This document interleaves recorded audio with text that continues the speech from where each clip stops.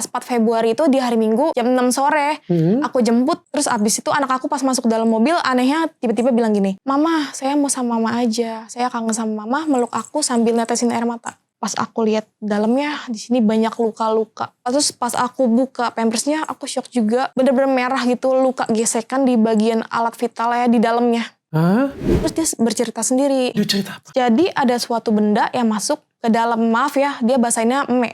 Emek saya kayak lembek-lembek gitu, warnanya hitam, tapi saya nggak tahu itu apa. Ada rambut-rambutnya. Saya jijik. Berarti sudah jelas. Ya dulu bercerai karena sempat KDRT juga. Suami? Iya, terus pas sudah bercerai juga aku sempat diperkosa juga sama dia. Setelah diperkosa dia langsung pergi jalan sama ceweknya. Jadi bisa dianggap ini sebagai predator, pelaku ini bisa dikebiri, kebiri kimia. Inilah saatnya ya. sekarang kita menghukum orang yang tepat. Betul. Tanya Dokter Richard. 1 bulan aku nggak bawain podcast, banyak hal yang terjadi, tapi banyak banget aku belajar dari 1 bulan terakhir, terutama tentang agama, dan mudah-mudahan bisa buat aku berubah jadi lebih baik ya. Dan hari ini aku mendapatkan kesempatan untuk podcast bersama Ibu Priska dan Bang Faisal. Wah, ganteng pengacaranya. Ya, Ini pengacara segagah ini semua kah? Harusnya demikian. Aku jadi pengen jadi pengacara. Jangan, nanti kami nggak ada klien, dokter. Oke, sebelumnya aku ngucapin turut berduka cita dulu ya Bu ya. Terima kasih banyak, Dok. Iya. Ini Ibu Priska ini mengalami musibah yang besar banget. Kemarin aku sudah nonton videonya. Anaknya yang berusia 5 tahun. Iya, betul. Satu-satunya? Satu-satunya, Dok. Dilakukan pemerkosaan oleh ayah kandungnya sendiri. Iya, Dok. Mantan suami atau? Mantan suami. Mantan suami ya? Iya. Tanggal 31 Januari kemarin. Perkiraan tanggal 31 Januari sampai 4 Februari. Karena anak aku menginap di tanggal 31 sampai 4 Februari. Sorry, 4 Februari. Sampai tanggal 4 Februari. Iya, Sekitar betul. 5 hari menginapnya. Iya. Dan akhirnya dilaporkan dan sekarang sudah ditahan. Iya, betul. Benar ya, sudah Betul. ditahan ya. Saya turut berduka cita, pasti nggak enak banget, sedih banget. Terima kasih banyak, Tapi Dok. di sini saya pengen belajar supaya ibu-ibu di luar sana, ini penting sih bagi saya. Kenapa sih? Sebenarnya kan ini sudah berlalu ya. Dan ini juga akan saya post sekitar tanggal 14 nanti. Dan cukup lama juga ya. Artinya kenapa saya pengen post ini ketika semua podcast sudah melakukan, sudah diangkat ceritanya. Karena saya pengen ibu-ibu di luar sana jadi lebih berani. Iya, betul. Saya percaya yang seperti ini banyak kejadian di Indonesia. Banyak sekali. Pas aku up, jadi kayak banyak yang DM aku, ceritain tentang masa lalunya dia, kejadian-kejadian, betul. Tapi nggak ada yang berani speak up. Tidak ada. Dan saya appreciate banget kamu berani speak up. Meskipun saya pengen tanya nanti kenapa kamu speak up. Karena ini bagaimanapun juga kan ini aib yang sangat dalam ya. Betul, kamu betul. bisa laporin aja tanpa kamu speak up. Tapi kenapa kamu laporin dan kamu speak up akhirnya jadi viral kemana-mana. Iya, betul. Mungkin kita dengar dulu cerita yang pertama. Kenapa sih? Jauh sebelum itu. Kenapa kamu dengan suami kamu? Aku tuh udah bercerai lama ya. Terus ya dulu bercerai karena sempat KDRT juga. Suami? Iya, terus pas sudah bercerai juga aku sempat diperkosa juga sama dia. Walaupun sudah bercerai gitu. Oh. Jadi apapun itu dia selalu ke tempat aku minta seperti itu. Oh, cerainya dari kapan ya kalau boleh saya Dari aku pisah ranjang itu 16 Agustus 2019. tahu? Kamu hafal ya? Iya, aku hafal. Pisah ranjang loh itu, bukan cerai loh. Iya, terus aku cerainya ke pengadilan tanggal 6 Februari 2020. Oke. Menikahnya kalau boleh saya tahu? Tanggal tahun lalu ya, sekarang sekitar tanggal aku lupa. 2018 ya? Iya, 2018 ya. Berarti menikah September. cuma 1 tahun. Iya, 1 tahun. 1 tahun. Oke, Iya. bercerainya kenapa? Karena KDRT. KDRT. Setiap hari dipukulin atau bagaimana? Enggak setiap hari, kalau ada masalah aja. Kalau ada masalah, Iya. apanya dipukulin? Badan aku. Gitu. Terus dari nafkah juga kurang ya, gitu. Kerja kan? Iya, kerja. Katanya kerja di damkar. Kenapa nafkahnya kurang? Nggak dikasih atau bagaimana? Dikasih, tapi 1 juta per bulan untuk bertiga. Oh, kamu Aku- suami dan anak? Iya, betul. 1 juta ya? Oke. Iya. Oke, dan dipukulin juga? Iya, Tapi jadi kamu nggak speak up?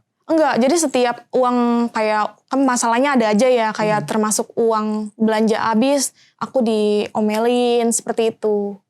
Ini nih Bang. Ini juga banyak nih Bang. Orang di luar sana itu digebukin juga KDRT dalam rumah tangga. Ngerasa ini adalah aib, Bang. Yang kayak gini punya, sebelum aku lanjut ya, Iya. bisa dilaporin nggak sih, Bang? Bisa dilapori, tapi memang yang tadi Dr. Richard bilang, orang mikirnya sebagai aib, orang mikirnya takut dilapor balik. Nah, hari ini kita mau jelaskan juga nih, Dr. Richard, untuk menjelaskan kepada ibu-ibu perempuan di seluruh Indonesia, bahwa memang hak untuk melapor balik apabila ada KDRT, apabila ada pelecehan, apabila ada pencabulan terhadap putrinya. Oke. Seperti itu. Bang, kalau digebukin, Bang, kita sebagai perempuan, apa yang harus kita siapkan supaya kita bawa ke kantor polisi itu bisa dipercaya? kita harus siapkan buktinya. Apa, Bang? Ini yang penting, dokter. Jadi apabila terjadi, kita segera lapor ke kantor polisi. Nanti setelah lapor akan diarahkan untuk visum. Oke. Bawa bukti video nggak, Bang? Kalau bisa divideokan itu sangat baik. Oke. Kalau bukti suara aja, Bang? Itu juga sangat baik. Apapun bukti yang bisa dijadikan nanti pembuktian di persidangan, itu dibutuhkan. Ataupun saksi ya? Saksi, tetangga, dan segala macamnya. Tapi biasanya kan kalau KDRT ini terjadi di rumah, terjadi di kamar, dan segala macam agak sulit. Oke. Kalau kita bisa menyalakan voice note misalnya, atau video, itu lebih baik. Tapi kalau tidak, tetap bisa melakukan Visum ya? Iya, lapor polisi dan visum. Itu Visum. nanti akan menjadi alat bukti. Mungkin nanti ada keterangan dari tetangga, keterangan dari yang lain, sehingga ada 2 alat bukti dan pelakunya bisa ditangkap. Oke. Boleh nggak aku tanya? Kenapa kamu waktu dipukulin kamu nggak ada pikiran? Aku pengen tanya aja, kalau dari segi cewek itu kenapa sih? Karena aku berpikirnya masih mau mempertahankan rumah tangga. Karena anak aku masih bayi di saat itu. Oke. Dan akhirnya kamu putuskan untuk bercerai itu karena nggak tahan lagi? Iya, karena aku juga sering dipulangin gitu sama dia. Panggil orang tuamu, suruh sini biar dipulangin, diceraiin gitu. Selalu ada omongan itu berkali-kali. Dan pisah ranjang dan akhirnya cerai di Februari 2020. 20. Tapi Iya. dia sering datang untuk perkosa kamu? Iya, bahkan sehabis urus ke pengadilan, kan dia yang ngurus ya. Langsung datang ke kontrakan aku. Nginep. Oh ya? Iya, nginep. Dia datang-datang, aku udah urus ya ke pengadilan, seperti itu.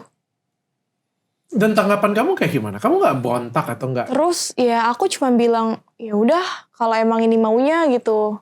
Kalau emang jadi lebih baik gitu, ya udah lebih baik pisah juga. Oke. Dari tahun 2020 sampai sekarang berapa banyak nih datang? Sering sih, lebih dari 10 kali. Lebih dari 10 kali. Iya. Dan kamu nggak ada niat untuk lapor atau ngerasa tersakitin gitu? Waktu tahun lalu, jadi tanggal 31 Januari kemarin, kan aku baru dikontak lagi ya oleh dia. Jadi sebelumnya itu aku lost contact selama setahun. Terakhir itu aku ribut gara-gara aku diperkosa. Setelah diperkosa dia langsung pergi jalan sama ceweknya. Seperti itu. Gaib ya? Ya, aku sempat mau ngelaporin, tapi karena aku menstruasi, jadi nggak bisa buat visum mungkin ya, aku nggak ngerti juga, jadi nggak sempat aku ngelaporin. Udah sempat ada Dia niatan. datang ke kontrakan kamu, Iya, bawa ceweknya? enggak. Datang cuma buat balikin kunci kontrakan, habis itu pergi sama ceweknya setelah perkosa aku. Gitu. Ceweknya datang kayak gitu ya? Habis itu dia pergi dengan cewek? Enggak, ceweknya dijemput sama dia setelah dari rumah aku gitu. Oh. Iya, gitu. Waktu kamu cerai keadaannya apa? Hamil atau sudah punya anak? Sudah punya anak. Umur berapa? Masih bayi ya, sekitar beberapa bulan sih, aku lupa. Oke. Jadi dan keadaannya pada waktu itu dinafkahin? Enggak? Dinafkahin semaunya 500.000 gitu. Setiap bulan? Iya, kadang enggak gitu. Kadang dinafkahin, kadang enggak? Iya. Oke, dan kamu kayak gimana cara menyambung hidup kamu? Aku dibantu orang tua aku. Terus kadang aku juga jualan online gitu. Kayak jualan masakan gitu dulu sih. Dan kamu juga kerja ya? Aku kerja juga baru-baru ini. Adiknya jadi siapa yang jaga? Sama ibu aku. Oh, tinggalnya di rumah dengan siapa? Sama ibu aku sama adik aku. Oh, rame-rame. Nah, ibu dengan adiknya nggak lihat kamu diperkosa atau apa Kalau gitu? itu beda. Waktu pas aku sudah cerai, aku ngontrak di dekat rumah ibu aku. Gitu. Oke, kalau Jadi- sekarang ini? Aku tinggal di tempat kerja. Oh, sekarang kamu tinggal di tempat kerja? Iya. Oke. Hubungan dia dengan anak sering dia nginep dengan anak? Enggak pernah? Enggak sih, kalau kayak lagi baik dianya baru ke anaknya inget. Kalau lagi enggak ya udah enggak. Karena kita jarang ketemu, jarang kontekan seperti itu. Oke. Nah, kok bisa kejadian akhirnya nginep? Itu yang pertama kali kah atau bagaimana sih? sebenarnya nginep itu udah sering ya, tapi kita ini lost contact itu kadang 6 bulan, 8 bulan, bahkan sampai setahun lost contactnya. Nah kemarin tuh karena si anak ini dengar suara ayahnya lewat voice note itu melau nangis, ya udah kira aku izinin. Dan si mantan suami aku minta izin di sini kan, boleh gak bawa anaknya nginep buat jalan-jalan. Akhirnya aku izinin seperti itu. Pas banget anak aku berulang tahun kebetulan. Oh. Iya, tanggal 31 Januari kemarin. Itu ulang tahun anak kamu yang Iya. kelima. Iya. Gila bangsat. Sumpah. Dan dia ngajak untuk nginep dengan dia, ngerayain ulang tahun dan kamu kasih. Iya, karena Kemana? ke rumahnya. Ke rumahnya untuk nginep di rumahnya dia. Oke. Iya. Jakarta juga berarti? Jakarta Timur. Jakarta Timur. Iya. Terus bagaimana? Terus aku izinin dia menjemput selama anak aku menginap, ya aku nggak ada berpikiran aneh-aneh. Karena satu, HP anak aku kasih trackingan lokasi. Oke. Kedua juga aku sering video call seperti itu. Jadi aku lihat ya aman-aman aja. Tapi yang anehnya tuh pas hari Sabtunya ya. Kayak, Pris, lo bisa gak jemput saya besok? Harus jemput ya gitu. Terus ya udah aku bilang, ya udah besok jemput. Terus anak ini juga nelfonin terus, "Ma, kapan jemput? Kapan jemput?" Padahal biasanya kalau menginap itu jarang mau pulang, selalu kayak mau di sana aja gitu. Oke. Selalu betah gitu biasanya. Oh, berarti sudah pernah nginep beberapa kali, Udah aman-aman pernah. saja, Aman-aman baik-baik saja. Iya. Tapi untuk yang kali ini dia minta pulang. Iya, "Ma, kapan jemput? Kapan jemput?" Selalu kayak gitu. Terus aku bilang, "Sebentar ya, Mama lagi urus kerjaan dulu, nanti baru jemput." Gitu. Akhirnya pas 4 Februari itu di hari Minggu jam 6 sore aku jemput, tapi dia bilang gini, "Pris, jemputnya di depan gang aja ya." Biasanya boleh ke rumahnya, ini di depan gang aja ya. Kenapa? Aku nggak tahu. Sampai sekarang pun kamu nggak tahu? Nggak tahu. Oke. Terus aku okein karena memang perjalanan ke rumah dia tuh macet banget ya. Akhirnya ketemuannya di pom bensin gitu. Oke. Terus diantar? Diantar, terus abis itu anak aku pas masuk ke dalam mobil anehnya tiba-tiba bilang gini, "Mama, saya mau sama Mama aja. Saya kangen sama Mama, meluk aku sambil netesin air mata." Aku masih nggak ada curiga di situ. Oke. Terus ya udah akhirnya aku bilang, "Ya udah, Dede main handphone lagi ya, nggak usah nangis." Akhirnya tenang anak ini. Pas perjalanan pulang minta ganti pampers, aku berhenti ke Alfa untuk beli pampers dan tisu basah. Pas aku lihat dalamnya di sini banyak luka-luka. Terus pas aku buka pampersnya, aku shock juga. Bener-bener merah gitu, luka gesekan di bagian alat vital ya di dalamnya. Hah? Kan kalau ruang popok itu harusnya menyebar ke mana-mana ya. Tapi ini hanya di bagian bibirnya saja, bibir dalam. Merah? Merah banget. Sampai pas aku lepas ke tisu basah tuh, aku nggak tahu itu darah atau apa ya. Tapi warnanya bukan merah, tapi pink. Kayak bercak gitu, nggak banyak, cuma bercak gitu. Terus aku langsung bawa ke klinik untuk ngecek. Klinik pun menyarankan aku untuk bawa ke RS besar gitu. Karena mungkin alatnya kurang memadai juga ya gitu. Akhirnya pas aku cek ke dokter spesialis anak, benar ada luka gesekan, di dalamnya merah. Aku disarankan lagi ke dokter Objin. Pas di dokter Objin tersebut, aku dibilang gini, "Bu, lebih baik Ibu langsung ke Polda aja ya, urus lapor ini gitu. Biar lebih lanjut ke visum gitu kan." Tapi dia kasih tahu nggak itu? Itu dia awalnya langsung ngomong gitu dulu. Ngomong kayak gitu dulu. Iya. Kamu belum, berarti dia nggak barbar ngomong ya? Enggak. Ada sesuatu yang dimasukin nggak ya? Iya, enggak. Terus habis itu, "Ini benar Bu, Ibu yang sabar ya. Ini benar ada luka gesekan sekitar luka robekan. Sekitar 2-3 hari yang lalu." Kata dokter Objinnya seperti itu. Oke. Terus kamu berpikir apa? Terus katanya ya ini ada suatu benda yang masuk. Benda tumpul. Seperti itu. Terus? Ya udah akhirnya aku di situ baru percaya. Tadinya ke beberapa dokter sebelumnya aku sempet masih mau cari tahu nih. Kenapa ya? Gitu. Pas akhirnya dokter Objin itu bilang seperti itu, aku langsung, oh ya udah aku harus lapor gitu. Itu di hari yang sama kamu jemput ya berarti ya? Enggak, aku kan jemput saya ini tanggal 4 Februari ya, jam 6 sore. Nyampe ke BSD itu malam, sekitar jam 10, jam 11. Terus aku ke klinik, besok paginya baru aku ke RS. Di tanggal 5-nya. Iya. Oke. Kedua RS, terus malamnya baru aku ke Polda. Terus dari Polda langsung diantar sama polisinya untuk ke visum ke RS Polri, seperti itu. Oke. Jadi aku langsung cepet gitu. Langsung cepat ya? Iya. Dan kamu ngomong dengan si anak ini pas kapan itu? Ngomong gimana maksudnya? Yang kamu rekam, ada kan yang kamu posting? Oh itu pas aku di dokter pun juga selalu aku rekam. Karena ditanya sama beberapa dokter kan. Kenapa? Terus dia bercerita sendiri. Kayak gini. Dia cerita apa? Cerita. Jadi ada suatu benda yang masuk ke dalam, maaf ya, dia bahasanya emek. Kalau vital itu bahasanya emek. Emek saya kayak bulat-bulat gini, dia tangannya bikin bulatan sendiri. Kayak lembek-lembek gitu, warnanya hitam, tapi saya nggak tahu itu apa, saya jijik. Omongannya selalu sama ke setiap dokter dan selalu aku rekam. Anaknya sendiri yang bercerita, seperti itu. Boleh nggak aku tahu, kalau menurut kamu itu apa ya? Terus terakhir yang obrolan kemarin yang aku up ke sosmed, ada tambahan lagi, ada rambut-rambutnya. Oh. Berarti sudah jelas. Bapaknya ini gila ya? Apa memang orangnya seperti itu kah yang kamu kenal? Iya, karena sebelum aku nikah pun juga ada beberapa korbannya gitu. Gila ya, aku nggak ngerti sih. Ada orang yang lakuin ini ke anak. Ini anak dia kan? Iya. Bukan anak dia juga salah sih. Apalagi ke anak dia sendiri loh, gila, nggak ada otak. Nggak punya tangan apa dia? Mending dia pakai tangan dia aja lah. Ngapain dia yang kayak gitu yang punya? Nggak tahu. Ya seperti itu. Kamu ada hubungin dia kah? Kamu bertanya? Ada. Pas waktu aku malamnya ke klinik, sebelum ke klinik aku tanya, ini kenapa ya paha dan, maaf aku nyebutnya agak frontal itunya gitu. Kenapa gitu. Terus dia selalu berdalih. Katanya soal paha karena digigit nyamuk lah. Di rumah aku banyak nyamuk. Padahal dia belum pernah ke rumah aku. Tapi bilangnya katanya di rumah aku banyak nyamuk. Seperti itu. Terus kalau ala vital, jadinya tuh waktu saya baru lahir, dia kelebihan hormon. Waktu aku tanya beberapa dokter itu normal. Jadi dia menyebabkan menstruasi gitu. Pas masih bayinya. Gitu. Dan dia berdalihnya kalau itu suatu penyakit. Gitu. Kamu nggak sudutkan dia gitu? Aku di situ aku udah paham mereka ya. Mereka itu kalau misalkan aku cecer terus menghilang. Jadi aku tarik ulur dulu, aku baik-baikin tanyanya gitu. Terus pas aku udah di klinik aku bilang, ini gue di klinik ya, lagi mau ngecek saya kenapa emeknya gitu.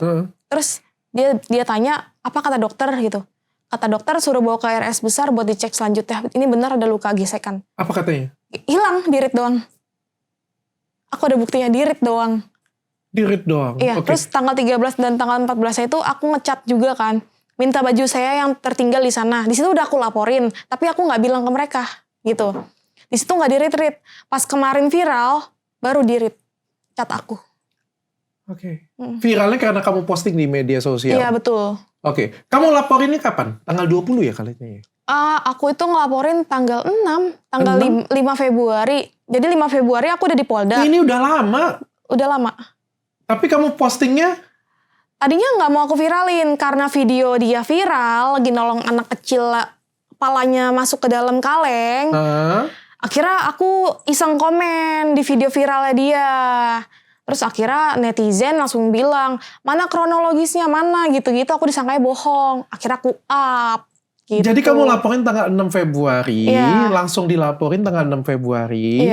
Tapi diterima oleh polisi, masih masa proses nih ya. Iya, masih masa proses. Dan akhirnya kamu viralin video tersebut kapan? Sekitar tanggal berapa ya? Maret ya? Iya, Maret itu. Maret akhir ya? Iya. Maret akhir. Betul. Dan akhirnya diproses, akhirnya ditangkap. Iya. Memang Konoha agak beda memang. Tapi alhamdulillah. Tahan ya Bang ya nanti Pak. Tapi alhamdulillah sekarang udah lebih cepat penanganannya. Iyalah, ya sudah viral soalnya Pak. Aduh. Aku boleh nggak tanya, kayak gimana sih perasaan Priska? Pertanyaan bodoh ya sebenarnya ya, pertanyaan bodoh ya. Tapi apa yang kamu rasakan dan how kamu memanage perasaan kamu pada waktu kejadian itu? Aku nggak kebayang sih kalau itu anak perempuanku ya. Aku pasti akan nggak lapor polisi sih, aku gebukin dia pasti.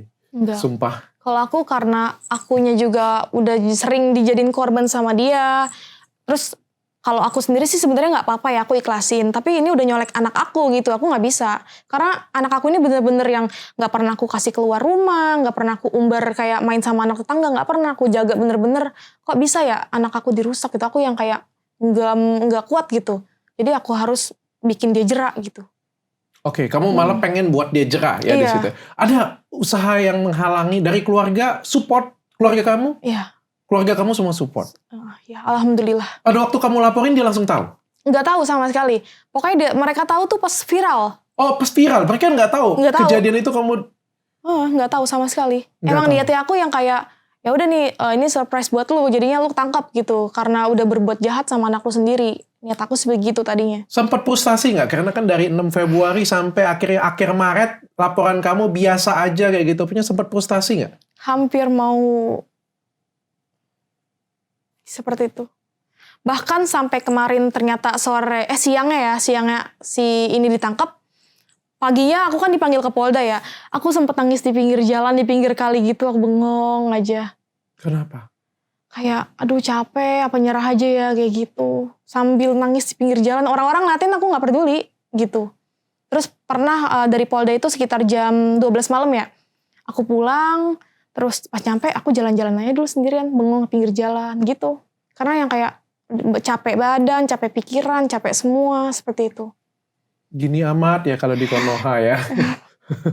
Mohon maaf ya Mbak ya, saya mewakili negara tercinta ini. Bang, aku ke abang dulu deh. Bang, emang kalau misalnya dilaporin, ini kan kejadian-kejadian kayak gini kan sebenarnya harus cepat ya Bang ya. Kalau KADRT, penganiayaan pada anak ya Bang ya, kan harusnya cepat ya Bang ya. Emang berapa lama sih Bang kasus seperti ini diproses Bang? Ya, jadi begini, Dr. Richard, pada saat tanggal 4, 5, 6 itu di Februari itu memang kita lagi ada agenda nasional. Ini yang penting nih. Oh, pemilu. Betul. Jadi biar duduk perkaranya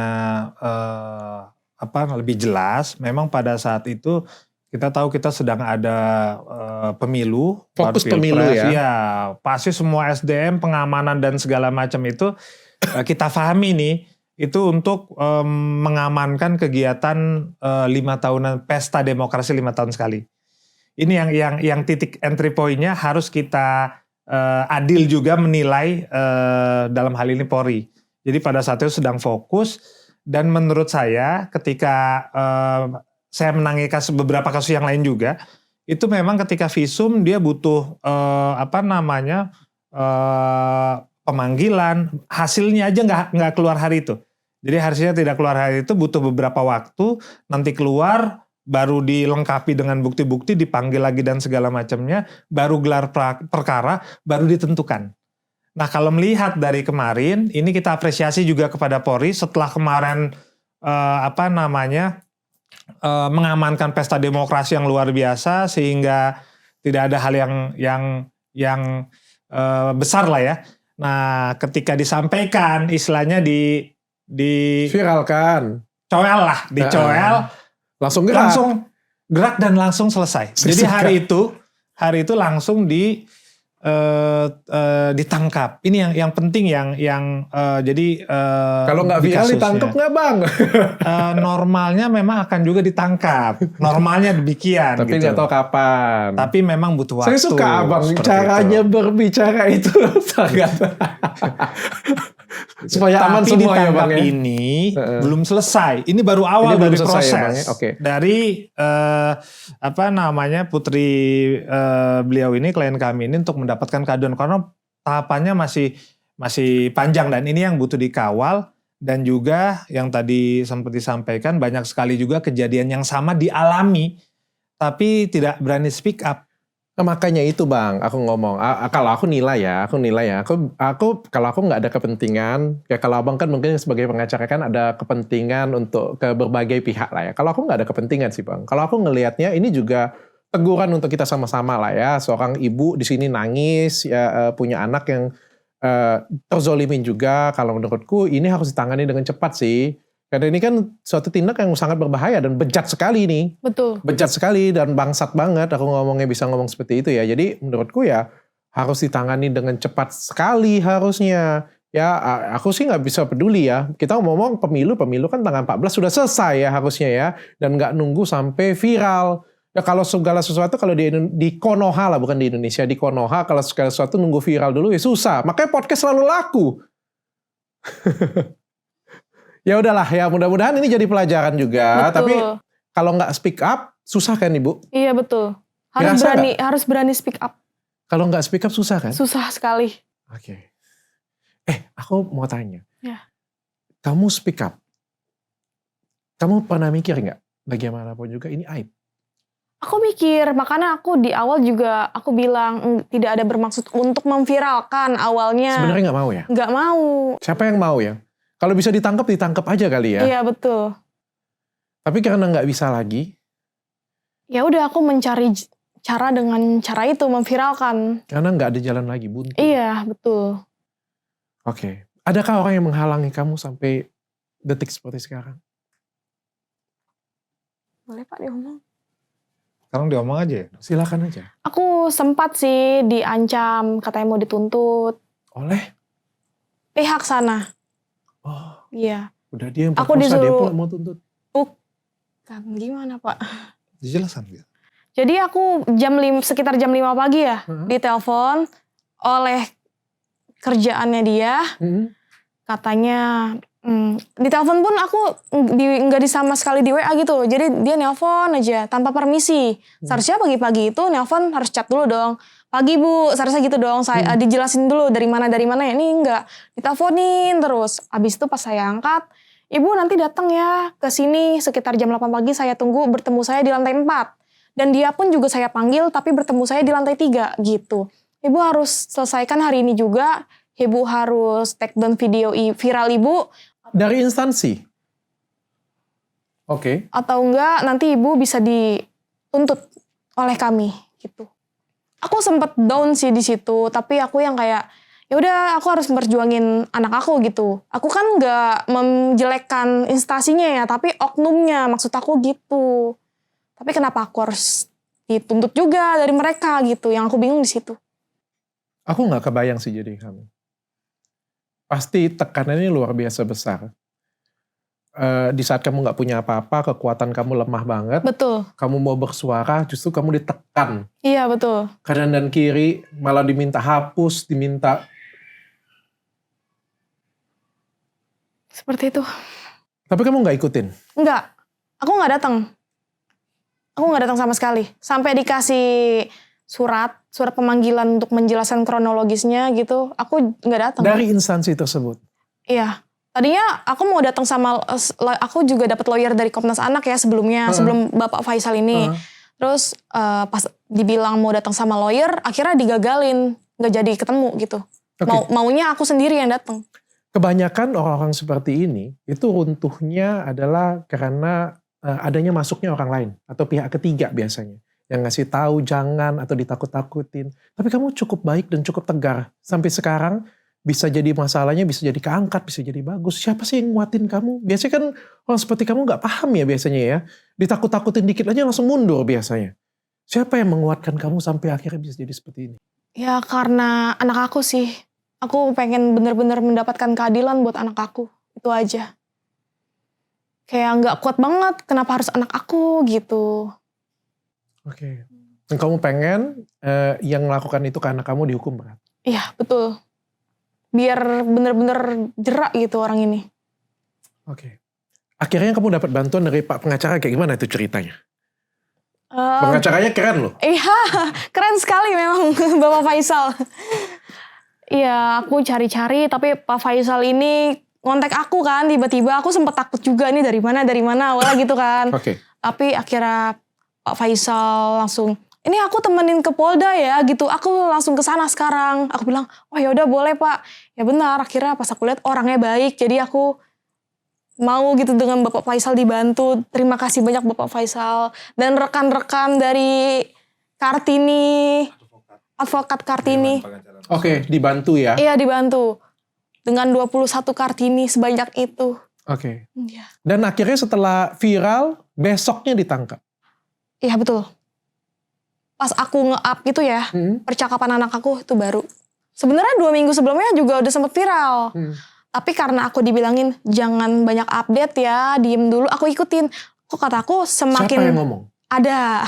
Siapa? Ada pokoknya. Aku gak mau nyebutin. Oke. Terus kamu update apa emang 2 minggu yang sebelumnya? itu yang anak aku dijemput. Pokoknya kronologisnya. Kronologis, Iya. oke. Tapi belum percakapan dengan anak ini.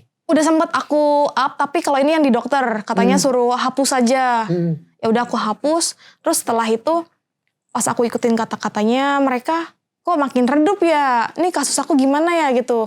Kan kalau aku orangnya nggak sabaran ya gitu. Akhirnya aku up lagi, viral lagi seperti itu. Oke, dan akhirnya 24 jam kemudian ditangkap. Iya. Bagaimana perasaan kamu? Seneng, tapi pas aku sempet papas-papasan agak lemes juga. Di situ anak aku nangis, takut gitu. Oh iya? Iya, ngeliat ayahnya nangis kejer, bilang takut nggak mau. Oke, aku boleh tanya nggak? Dari tadi aku belum tanya. Kemana keadaan Ananda kayak gimana sih keadaannya? Waktu awal-awal sih parah banget ya, sampai nggak mau pipis, nafsu makannya berkurang, dia nggak mau minum juga karena takut pipisnya sakit. Karena setiap pipis tuh dia teriak-teriak nangis histeris, bilang mama sakit gitu. Sampai nggak mau ketemu sama bapakku juga. Bapakku kan kayak mau menghibur dia ya, bilang ayo kita jalan-jalan yuk, saya mau beli apa. Nggak mau sama mama aja, nggak mau sama laki-laki gitu. Kemarin pun kalau ke dokter juga dicek kan, dia masih kayak trauma, dipegang nggak mau. Kalau aku bersihin alat vital aku, padahal aku ibunya ya, takut dia, nggak mau mah sakit gitu.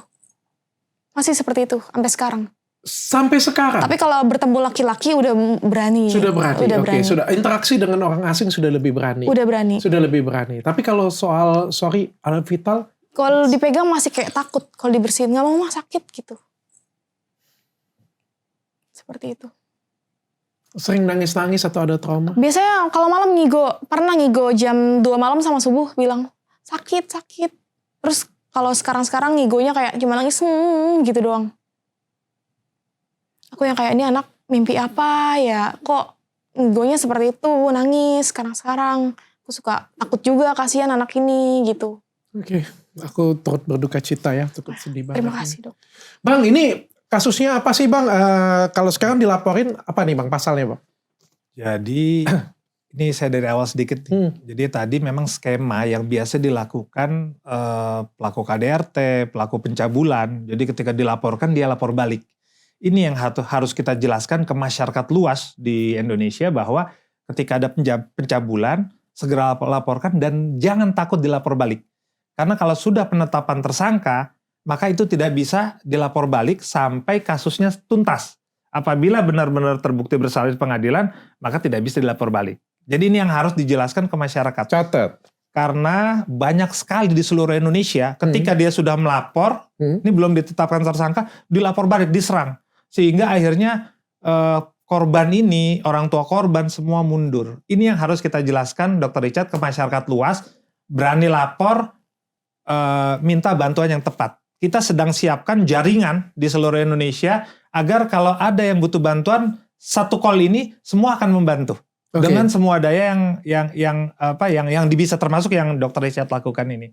Nah, beliau ini kenapa saya juga hadir dan mendampingi, saya ingin beliau mencontohkan bahwa kalau kita tegar bisa mendapat keadilan. Tapi kalau kita tidak tegar, ada yang ada 10 bulan, ada segala macam. Bahkan malah jadi tersudut dan segala macamnya. Malah jadi berbalik lagi. Malah jadi berbalik. Seperti itu, karena harus bisa berani ngomong. Harus berani. Zaman sekarang beda dengan zaman dulu. Kalau zaman dulu nggak ada, cuma ada TV. Zaman sekarang kita punya media sosial. Dan banyak yang bisa ngebantu. Kalau memang itu kita dizolimin kan banyak yang bisa ngebantu. Betul sekali. Yang uniknya apabila pelaku ini punya power, punya jaringan dan segala macam, maka butuh effort lebih keras lagi untuk menyelesaikan ini. Nah awalnya, jadi ketika habis sholat subuh, saya baca IG. Ada sahabat saya dari Lemhanas RI, psikolog, Ibu Noveltandri, nge-tag, tolong dibantu Pak Presiden. Kebetulan saya ada Presiden Dewan Pengacara Nasional Indonesia. Ketika saya lihat, wah ini yang tadi Dr. Richard rasakan, ini gak masuk di nalar. Kok orang tua gitu, tega di ulang tahun anaknya yang kelima, apalagi 5 tahun itu lucu-lucunya lah istilahnya, bisa melakukan itu. Ini ada garis merah yang harus kita jaga. Jadi apabila pelaku ini tidak dihukum berat, maka orang-orang yang di garis merah, orang tua di garis bisa loncat. Jadi semakin banyak terjadi hal-hal yang demikian. Oleh karenanya, kami dan rekan-rekan yang lain ini berusaha mengawal agar diberikan hukuman yang sangat berat, sehingga orang-orang yang di garis merah ini tidak berani loncat pagar untuk melakukan kebiadaban yang luar biasa ini. Seperti itu. Ini pasalnya apa Bang? Pencabulan Pasalnya anak ya? ini dia dikenakan pasal 76E Undang-Undang Perlindungan Anak Jungto pasal 82. Oke. 76E ini ancaman hukumnya 5 sampai 15 tahun.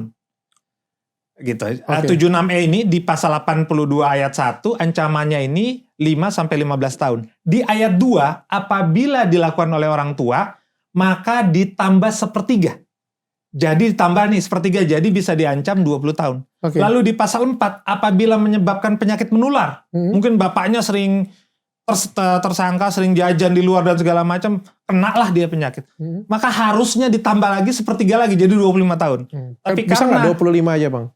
nah harusnya bisa lebih berat lagi gitu. Nah karena ini Potong aja Bang. kebiri, setelah ini saya mau jelaskan sedikit.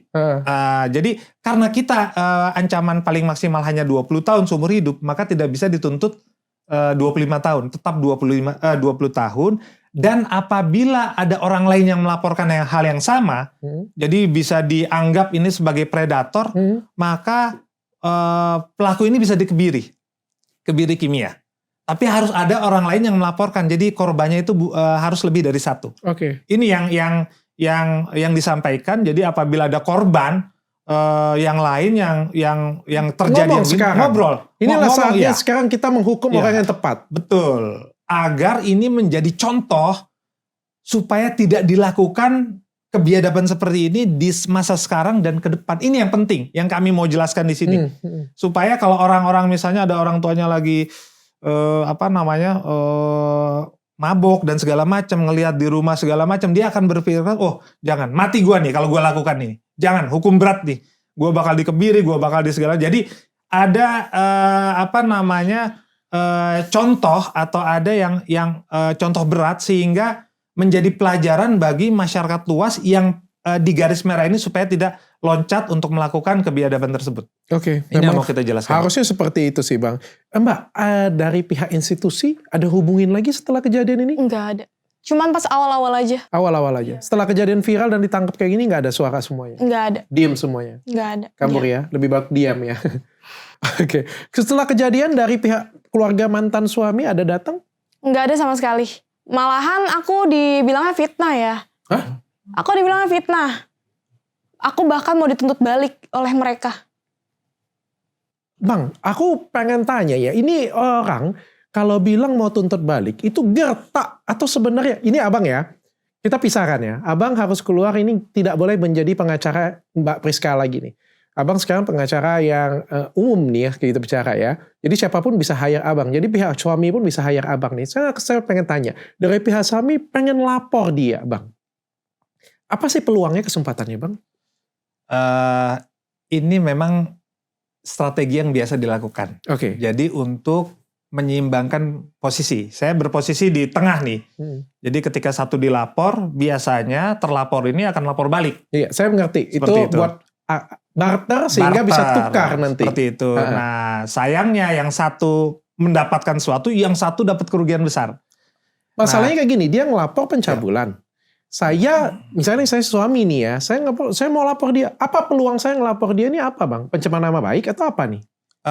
Kalau sekarang nih sudah tidak bisa. Jadi kalau kita sudah dilapor, kalau misalnya dia kejahatan seksual, itu memang dilindungi untuk tidak boleh dilapor balik. Berarti aku nggak bisa lapor kan? Betul. Sang mantan nggak bisa lapor kan? Kalau untuk undang-undang TPKS. Tapi kan ini kita di perlindungan anak nih. Iya. Jadi banyak ya tadi mungkin disampaikan itu ruam-ruamnya karena segala macam gitu kan. Nah, tapi ketika sudah ditetapkan sebagai tersangka, maka sudah laporan itu tidak akan diproses. Enggak, laporan gitu. Itu laporan dalam bentuk apa? Saya bisa mantan bisa nyerang dalam laporan apa? Dalam bentuk tadi bisa bilang fitnah, bisa bilang pencemaran nama baik, bisa macam-macam, semua strategi akan dikeluarkan untuk menyeimbangkan kondisi. Tadi yang mungkin Dr. Richard juga pernah alami sebagai untuk barter gitu. Nah, tapi kalau kondisinya sudah tersangka itu sudah tidak mungkin. Okay. Nah, ini yang harus kita jelaskan juga karena banyak di wilayah yang sudah jadi tersangka masih ada usaha dilapor balik untuk menyeimbangkan posisi. Jadi yang akan dirugikan ini adalah para korban. Maka oleh karena itu saya tegaskan di sini, apabila sudah lapor dan sudah jadi tersangka, Ya, apa yang kalau kita sudah jadi terlapor ini, tersangka oke Bang. Ya, oke, Takutnya gitu. kalau belum jadi tersangka sih sebenarnya. kalau belum, Kalau pencemaran ya. nama baik, saya pikir kalau di UITE, kalau dia kita nggak posting nggak ada apa-apa, aku rasa nggak ada masalah ya. Kalau Macam fitnah? ya macam-macam nanti akan bentuknya, dan dengan kekuatan, dengan lobby, semua hal bisa dilakukan. Nah, Dr. Richard sendiri paham lah dengan Iya, iya. kekuatan network dan tekan sana, tekan sini gitu. Nah, itu yang kita harus yakinkan para korban bahwa lapor dan jangan takut apabila dilapor balik. Oke, Pak Priska. Aduh, ini pertanyaan bodoh juga sih, tapi harus aku tanyakan ya. Trauma nggak sih? Trauma sekali. Jelas. Kalau adiknya sudah pasti trauma ya. Pasti. Kamu trauma menikah lagi kah?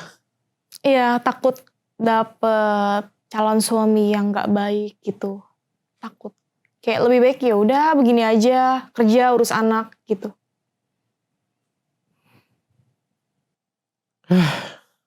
Kalau sudah seperti sekarang, apa yang kamu harapkan? Keadilan seperti apa lagi yang kamu harapkan? Ya sudah sih, aku pengennya dia mendapatkan hukuman seberat-beratnya aja gitu. Kalau aku bayar sih orang di dalam penjara gebukin lagi. Boleh gak sih? Gebukin. Kayak aku ada komentar di Lambe Tura. Tuh, waktu di posting kan sudah ditangkap. Aku ada komentar. Sebagai seorang dokter aku memberikan resep langsung. Aku bilang burungnya disulut 1x1 pakai rokok, gue bilang. Dan jangan lupa dioles balsam geliga setiap hari, gue bilang. Aduh. Pasti ya. Itu resepku sih. Tapi kalau bisa ditambahin lebih bagus sih sebenarnya. Itu pasti habis ya. Pasti ya. Pasti ya. Jangan sampai putus. Kalau bisa itu hampir setengah putus. Gantung-gantung dikit kayak gitu punya. Iya. Kayak sedikit lagi mau putus kayak gitu punya. Jangan diputusin. Jangan diputusin. Memang orang kayak gitu bangke memang. Harus dikasih hukuman berat memang. Dan terima kasih juga Priska sudah berani lapor dan berani speak up. Aku senang banget. Bahkan Priska berani buka masker di tempat saya. Kenapa Priska? Bapak tolong bantu jelaskan. Jadi beliau ini ingin menjelaskan bahwa seluruh perempuan ataupun orang tua yang mendapatkan kejadian yang serupa, mungkin ada yang lebih ringan, ada yang lebih berat lagi, itu berani speak up, banyak yang akan bantu. Iya betul. Untuk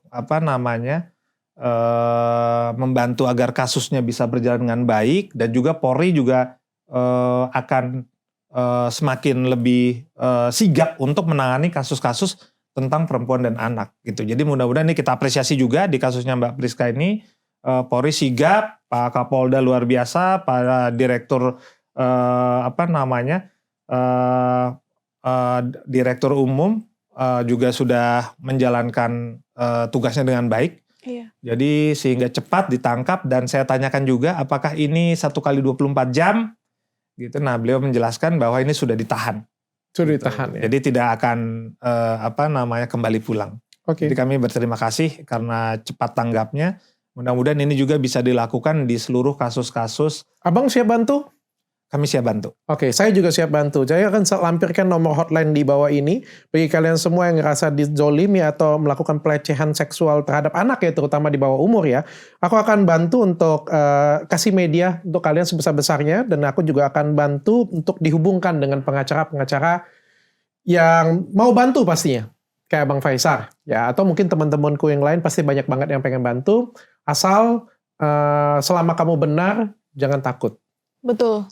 Oke, Bu Priska terakhir ada yang pengen disampaikan mungkin kalau misalnya untuk ibu-ibu deh yang di luar sana yang masih berjuang, yang masih disakiti oleh suaminya, yang menurut saya ibu-ibu bodoh yang masih disakitin oleh suaminya, atau melihat anak-anaknya dizolimin oleh siapapun ya, tapi takut berjuang, boleh disampaikan. Iya, jadi harus berani speak up, berani melapor. Pasti kami bakalan bantu, terutama Bapak Faisal pasti bakalan bantu, seperti itu. Oke. Dan kalau misalnya suatu hari nanti 20 tahun lagi, nanti mantan suami kamu nonton video ini, ada yang pengen kamu sampaikan? Harus minta maaf sama saya. Itu. Harus minta maaf sama saya. Oke. Jangan, Kalau dia minta maaf, kamu maafkan? insya Allah. Masih luar biasa hati kamu ya. Tapi tetap dihukum dulu ya. Harus, biar jerak. Ya, harus dihukum dulu, harus disolut rokok dulu ya nanti ya. Kalau sudah mau putus nanti baru kamu maafin, boleh, silakan. Oke, ada lagi yang mau tanya?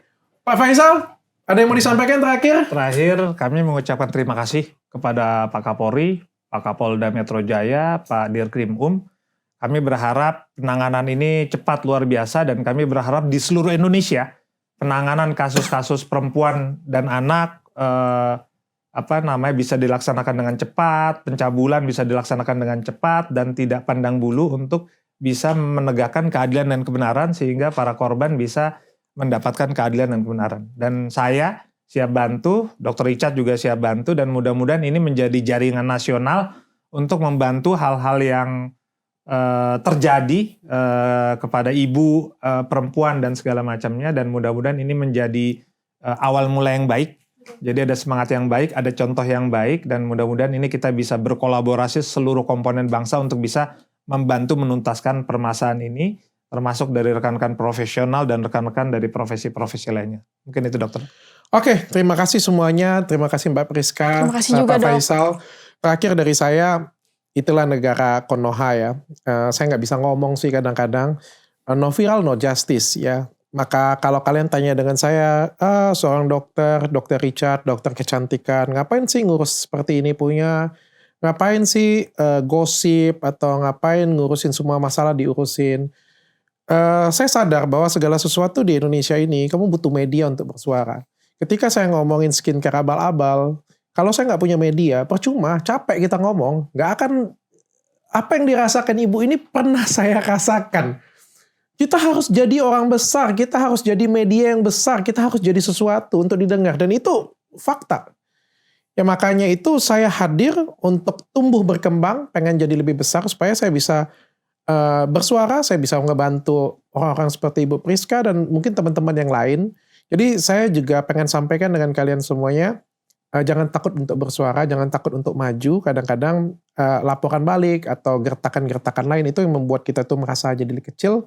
Padahal itu usaha mereka untuk menghalangi kita semuanya. Sampai ketemu. Cukup dengan tanya